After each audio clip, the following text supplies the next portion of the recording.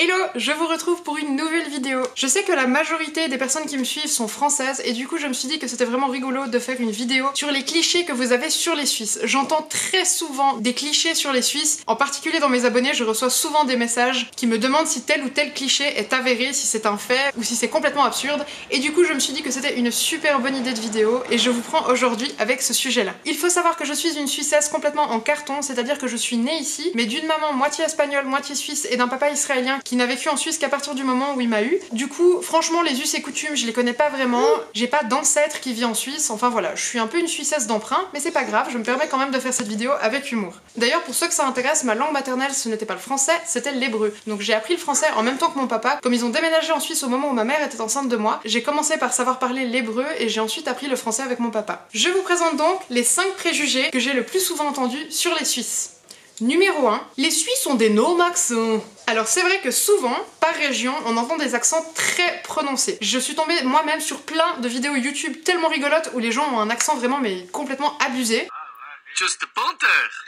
Just a punter que c'est ce machin. Moi personnellement je crois pas avoir tellement d'accent, en tout cas pas un accent de la région. Je ne sais pas si c'est dû au fait que j'ai beaucoup déménagé dans ma vie et que du coup potentiellement j'ai jamais eu le temps de m'accrocher suffisamment à un endroit pour avoir l'accent, ou si c'est simplement parce que je ne suis pas sujette aux accents. Je sais pas si c'est quelque chose de générationnel ou pas, enfin quoi qu'il en soit je crois pas avoir tellement d'accent. Et en plus j'habite dans une région actuellement où l'accent est vraiment hyper prononcé. Cela dit, il y a du vrai dans cette remarque là parce que c'est vrai que par région il y a des accents qui sont vraiment hyper prononcés. Chaque région de la Suisse a son propre accent et ça diffère complètement d'un endroit à l'autre, suivant peut-être aussi de quelles frontières ils sont proches. Ce qui est vraiment amusant, c'est que non, les Suisses n'ont pas plus d'accent qu'ailleurs. Moi, je remarque qu'avec mon esprit de Suissesse, j'ai l'impression que les Canadiens, par exemple, ont un accent hyper prononcé. Mais pour eux, ça doit être l'exact contraire. Pour eux, ça doit être nous qui avons un fort accent. Et pareil, quand je vais en France, il y a des régions où je trouve les accents vraiment très prononcés. Par exemple, l'accent marseillais, je trouve qu'il est vraiment hyper prononcé. Donc je suis pas hyper convaincue qu'en Suisse particulièrement, on ait plus d'accent qu'ailleurs. En fait, je crois que c'est quelque chose de normal et que partout,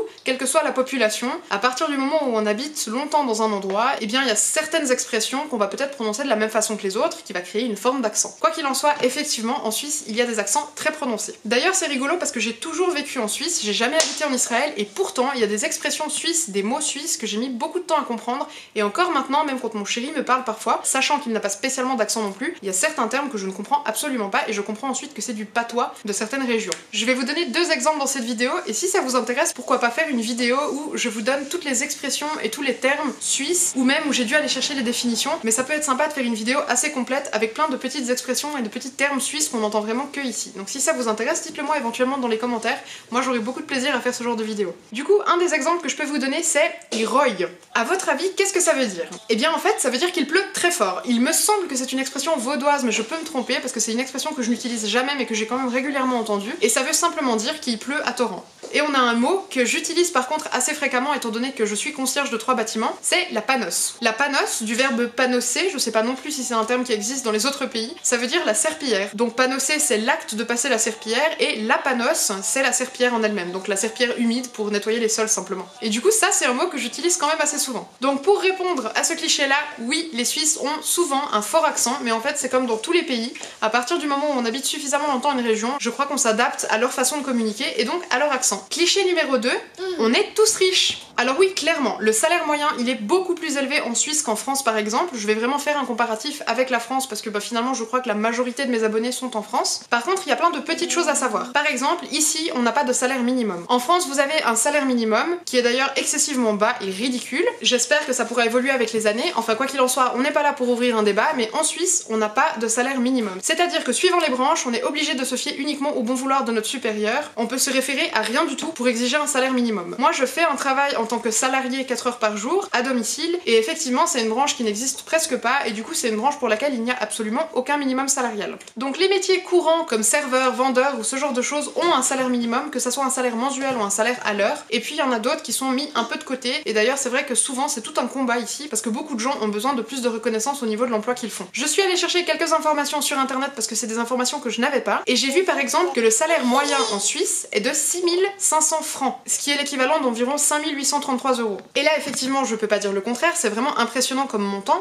surtout que le salaire moyen en France la même année était de 2300 €. Donc effectivement il y a un immense gouffre entre les salaires en Suisse et les salaires en France, on peut pas le nier. Par contre c'est vraiment pas des informations sur lesquelles on peut se baser pour avoir un avis juste sur l'histoire des salaires, simplement parce que comme en France, le salaire moyen il est fait à la base des salaires les plus élevés et des salaires les plus pauvres, et du coup il y a énormément de gens qui sont en dessous du seuil de pauvreté, et quelques personnes qui ont un revenu tellement exorbitant que du coup elles bousculent absolument tous les barèmes. Du coup nous par exemple on est très loin de gagner le salaire moyen suisse, même en étant à 2. Du coup je crois que cette moyenne là n'a pas vraiment de sens, mais je trouvais que c'était une information rigolote à ajouter. Quoi qu'il en soit, effectivement le salaire en Suisse est plus élevé que le salaire français, mais ce qu'il faut savoir c'est que tout ce qu'on a à payer à la fin du mois, donc toutes les charges, toutes les factures sont aussi beaucoup plus élevées qu'en France. J'avais fait un calcul de tête comme ça en rigolant, en parlant à une amie une fois, en lui disant il est possible que le salaire soit 3 fois plus élevé, mais je crois que tout ce qu'on achète, tout ce qu'on consomme, tout ce qui est mutuel, etc., je crois qu'on doit le payer aussi 3 fois plus cher que les Français. Déjà, ce qui est intéressant de savoir, c'est que nous, on n'a pas de sécurité sociale. C'est-à-dire que tout ce qui est soins médicaux, par exemple, on va devoir le payer nous-mêmes et on va devoir payer des assurances maladie. Donc vous pouvez, en plus de la sécurité sociale, avoir une mutuelle. Je sais pas exactement combien ça vaut en France. Par contre, en Suisse, une mutuelle, ce que nous on appelle une assurance maladie, et qui est en plus séparée de l'assurance accident, qui est en général payée par notre employeur, c'est une assurance qui coûte excessivement cher. Elle ne rembourse pas tous les frais, pas tous les soins, donc il y a beaucoup de choses qu'on doit sortir de notre poche. D'ailleurs, tout ce qui est frais médicaux en Suisse coûte excessivement cher. Ceux qui vivent près de la frontière vont souvent chez le dentiste en France par exemple parce que ça coûte beaucoup moins cher et que bien souvent on n'a pas les moyens de prendre soin de nos dents en Suisse. Mais ce qu'il faut savoir, c'est que par exemple au niveau de l'assurance maladie, donc de la mutuelle, pour une famille de 4 personnes ça peut atteindre 750 €. C'est-à-dire que tous les mois on va devoir débourser minimum 750 €, ça peut atteindre des montants bien plus élevés, uniquement pour avoir le droit de vivre en Suisse et d'avoir accès aux soins médicaux de base. Je vais vous parler aussi des impôts. Je sais pas comment ça se passe en France, mais en Suisse les impôts prennent je crois 12,4% environ de notre revenu, c'est-à-dire un petit peu plus d'un salaire mensuel complet sur l'année. Pour ce qui est des locations, je vais pas parler des achats de maison parce que je n'y connais absolument rien, on n'a pas du tout les moyens d'acheter, mais pour ce qui est des locations, ça fonctionne comme partout, donc comme en France. Suivant les régions, les locations vont atteindre des prix beaucoup plus exorbitants qu'ailleurs. Cela dit, même dans les régions un petit peu plus rurales, donc comme dans celle où je vis actuellement, on paye des loyers relativement chers. J'avais regardé une fois en rigolant les loyers sur Genève, donc Genève c'est une très grande ville, et à mon sens ça correspond plus ou moins au Paris de la Suisse. Pour une maison avec 3 chambres à coucher et un salon, on peut payer jusqu'à plus de 4000 francs, c'est-à-dire l'équivalent de presque 3800 €. C'est juste énorme, je sais pas comment les gens qui travaillent là-bas font. Maintenant au niveau des courses, tous les produits qu'on peut acheter en Suisse sont beaucoup plus élevés qu'en France. Donc que ce soit les produits de soins, les produits de nettoyage, les produits alimentaires. Je vais vous donner un exemple de base. La baguette, en France, vous la payez souvent moins d'1 €. Nous, on la paye plus de 3,50 €. Après, en Suisse, tout ce qui est institution privée, ça coûte aussi beaucoup plus cher qu'en France. Je sais plus exactement les prix, mais je vous laisse aller vous rincer l'œil sur Google si ça vous intéresse. Les écoles privées, par exemple, atteignent des prix complètement exorbitants. Moi, personnellement, jamais je n'aurais les moyens de payer une école privée à mes enfants. Même à un seul de mes 3 enfants, c'est impossible. Donc oui, certains Suisses sont excessivement riches, et il y en a d'autres qui sont vraiment très pauvres et qui resteront toujours sous le seuil de pauvreté. Donc je pense que c'est comme partout ailleurs, simplement je pense que l'écart entre le seuil de pauvreté et le seuil de richesse est beaucoup plus inégal en Suisse. Cliché numéro 3, on aime tous le chocolat et le fromage. Moi typiquement, jusqu'à il y a environ 3 ans, je ne supportais pas le chocolat, c'est vraiment quelque chose que je ne mangeais absolument jamais. Déjà je fais s'écrouler un petit peu ce mythe. Cela dit, après avoir fouillé un petit peu sur internet, je constate qu'effectivement en Suisse on consomme environ 10,3 kg de chocolat par année par habitant. Ça me semble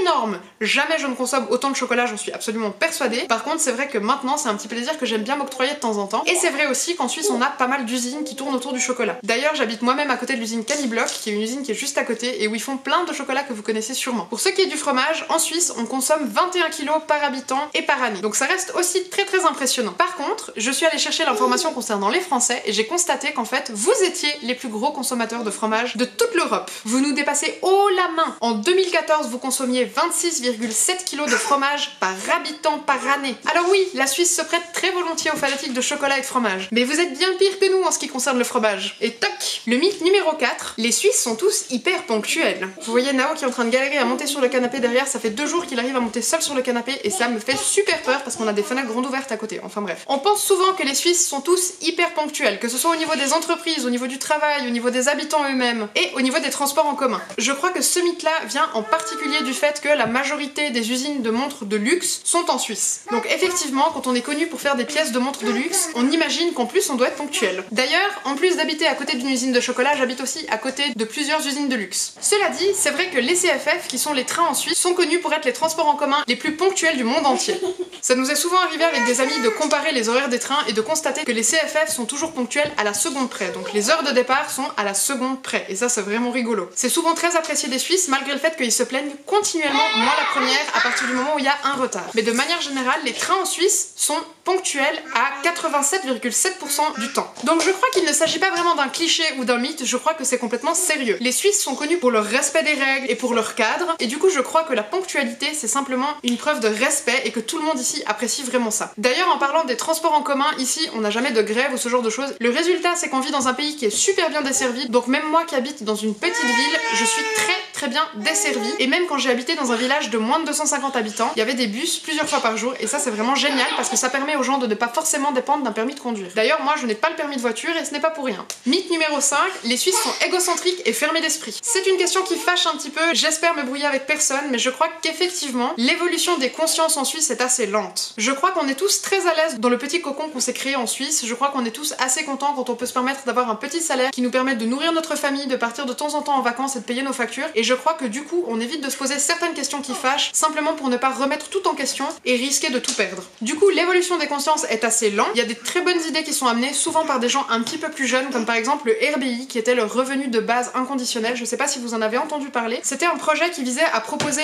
un revenu minimum pour tout le monde, que ce soit les mères au foyer, les étudiants, les gens qui sont salariés, tout le monde pouvait avoir un petit revenu de base qui permettait soit ensuite de pouvoir rester à la maison avec ses enfants, soit de baisser son taux de travail et de peut-être faire du bénévolat, soit alors de consacrer plus de temps à nos passions parce qu'on peut travailler un petit peu moins. C'était assez intéressant, en particulier pour les petits revenus et pour les mères au foyer. Mais comme la Suisse a un taux de natalité qui est à mon avis assez bas, et qu'en plus la population est assez vieillissante, c'est vrai que ce RBI est passé complètement à la trappe. Comme il existe déjà dans certains pays nordiques, j'imagine qu'on va finir par y avoir à nouveau droit. Je me réjouis vraiment de le revoir dans les votations suisses. Je vous parlais avant de taux de natalité, par année et par femme, en Suisse on a 1,54 enfants, tandis qu'en France vous avez 1,96 enfants environ. Donc comme la population suisse est a priori assez vieillissante, c'est vrai que les personnes un petit peu plus âgées ont plus facilement la parole que les jeunes, et du coup on passe à côté de très belles initiatives. Là je vais parler de mon avis personnel, donc j'espère ne blesser personne, mais il me semble qu'en Suisse en particulier, on est très patriote et assez individualiste. Dans le sens où quand quelque chose ne nous concerne pas personnellement, on va tout de suite le mettre de côté, ne pas y penser parce que ça ne nous intéresse pas. Le problème que ça me pose, c'est que par exemple avec cette idée de revenu de base inconditionnel,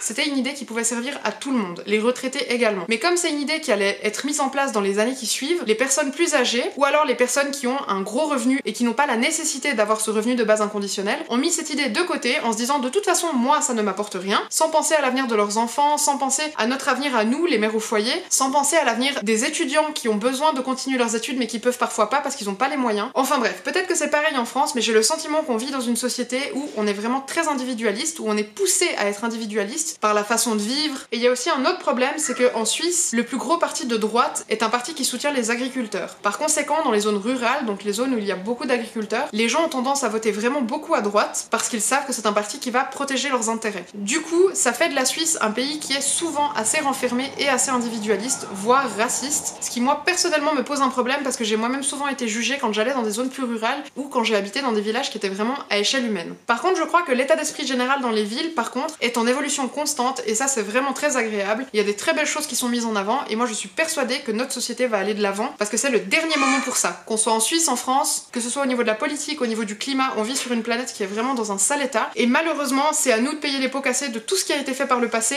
et à nos enfants, et je suis persuadée qu'il faut rester positif et que maintenant on va pouvoir mettre des belles idées en avant, en particulier dans les pays comme la Suisse ou la France. Cliché numéro 5, les Suisses sont tous trilingues. La Suisse, pour ceux qui ne connaissent pas très bien, c'est séparé en 3 régions bien distinctes. Il y a la Suisse romande où on parle français, la Suisse allemande où on parle suisse-allemand, c'est un espèce de patois de l'allemand que je ne comprends absolument pas, et le Tessin où on parle italien. J'ai donc même souvent des Français qui sont pas très loin qui m'écrivent pour me dire « Et alors du coup, tu es trilingue ?» C'est vrai que dans les écoles, on apprend toujours l'allemand. Et moi, j'ai pris comme option à l'école l'italien. Par contre, ce n'est vraiment pas une généralité, il y a beaucoup de gens qui n'ont pas appris l'italien, et du coup, on n'est absolument pas trilingue. D'ailleurs, l'allemand, c'est une langue avec laquelle j'ai eu tellement de peine au niveau de l'apprentissage parce qu'elle est super compliquée qu'il ne m'en reste absolument rien du tout. Je parle bien mieux italien ou anglais que ce que je parle allemand. Donc non, on n'est pas tous trilingues. En fait, la Suisse est un petit pays si on la compare par exemple à la France, et c'est hyper rigolo parce que ces 3 régions bien distinctes sont vraiment complètement séparées les unes des autres. C'est-à-dire que moi, si je vais en Suisse allemande, je vais être complètement paumée, je peux absolument pas échanger avec les gens. À part si je tombe sur quelqu'un qui va parler relativement bien français parce qu'il l'aurait par exemple appris à l'école. Mais c'est vrai qu'il y a assez peu de contact entre les différentes régions. Moi j'habite sur le canton de Berne, qui est un canton qui est bilingue. C'est-à-dire qu'une partie du canton va parler français et une partie du canton va parler suisse allemand. Moi je suis dans une partie qui est francophone. Par contre, si on va dans la ville la plus proche sur le canton de Berne, qui est Bienne, c'est une ville où on va parler aussi bien suisse allemand que français. Du coup, dans ce genre d'endroit, effectivement, la majorité de la population est bilingue, mais c'est vraiment pas le cas de tout le monde et c'est pas mon cas à moi. Donc voilà pour ce qui est des 5 premiers mythes que j'ai décidé de mettre en avant. Moi, je suis une Suissesse en carton, je ne parle absolument pas le suisse allemand, je parle très mal l'italien, je ne sais pas faire une raclette ni une fondue, d'ailleurs je n'aime pas ça. Je vote à gauche, je suis très loin de gagner le salaire moyen suisse. Nous ne passons pas notre journée à manger du fromage, nous ne sommes pas toujours très ponctuels, et moi personnellement, je galère à aligner ne serait-ce que 2 mots en allemand. Je ne suis pas patriote du tout, je pense pas qu'on appartienne à un pays, je ne pense pas qu'un pays nous appartienne, je pense qu'on appartient au monde et qu'on devrait arrêter d'en faire ce qu'on veut. En tout cas, j'espère que cette vidéo vous aura plu, n'hésitez pas à me demander s'il y a d'autres vidéos du même type que vous aimeriez que je fasse parce que ça vous intéresse ou autre dans les commentaires, et vous pouvez sans autre m'écrire sur mon compte Instagram PinUpMom avec le petit trait en bas, je vous réponds avec plaisir dans les plus brefs délais. À tout bientôt!